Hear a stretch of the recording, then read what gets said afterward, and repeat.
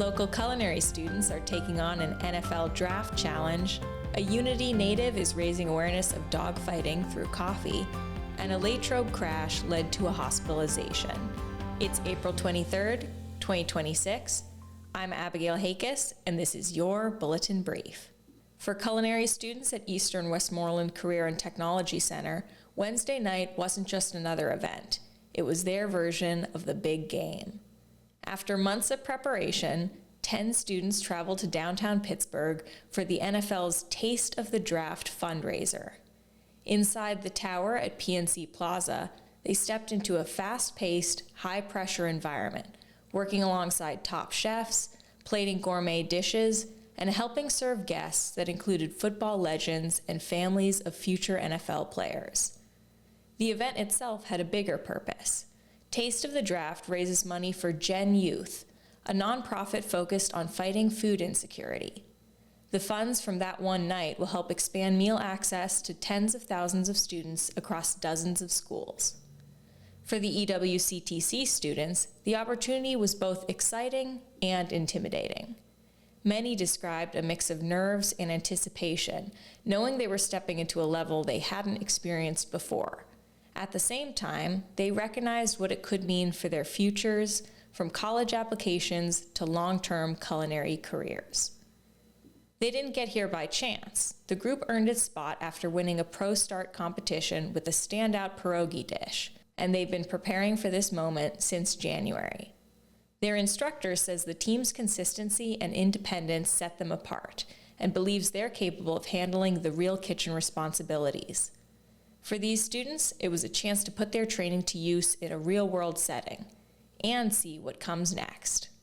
And in the world of coffee, here's more on one man's mission to end dogfighting. He wasn't looking for a dog, but in 2023, Unity Township native Douglas Booher took a chance on one that no one else would. The pit bull, later named Roxy, had been used as a bait dog in fighting rings, covered in scars and just a few days away from being euthanized.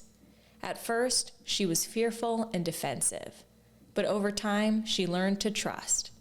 Roxy went on to become a loving companion, something Booher says was remarkable given what she had endured.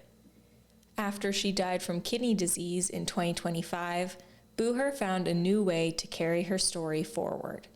Now based in Florida, he renamed his business to Roxy's Coffee, using it to raise awareness about dogfighting and support rescue efforts.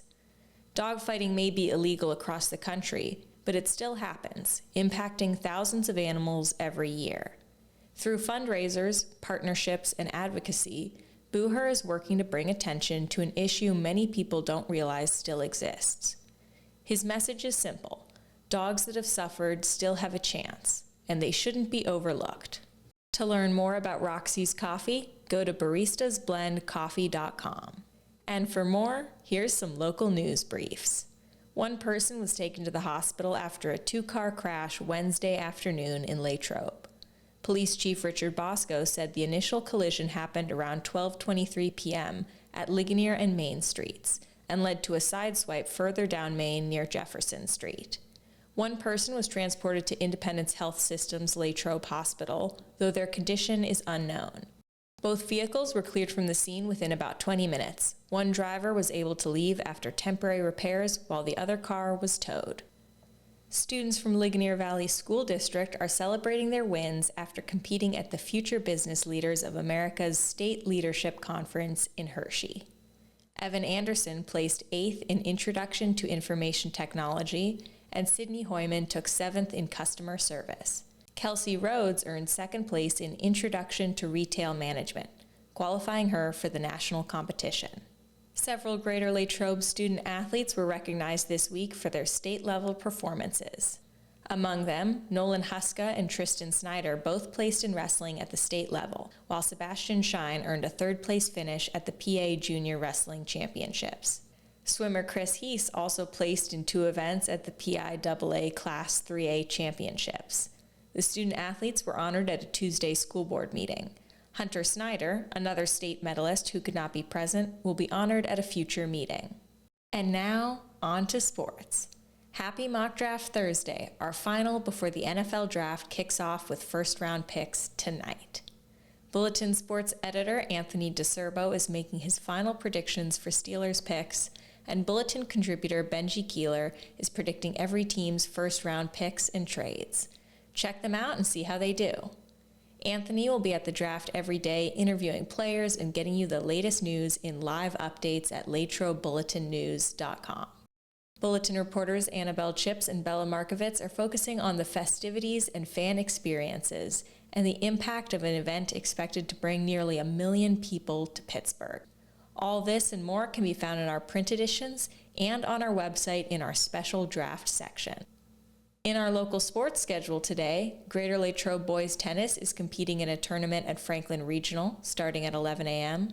On the track, Greater Latrobe, Dairy Area, and Ligonier Valley will all be in action at the WCCA Championships held at Mount Pleasant area.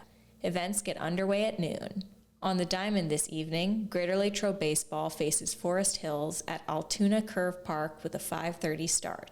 Dairy Area Softball is on the road at Freeport area beginning at 4:15 p.m. And Ligonier Valley Softball will host Mount Pleasant area at 5:30. Finally, in Latrobe Dairy Area Teener League news, St. Joe's travels to Cooperstown for a 7:30 game. Thanks for tuning in.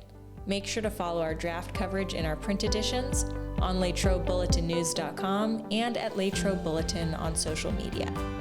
I'm Abigail Hakis, and this has been your Bulletin Brief.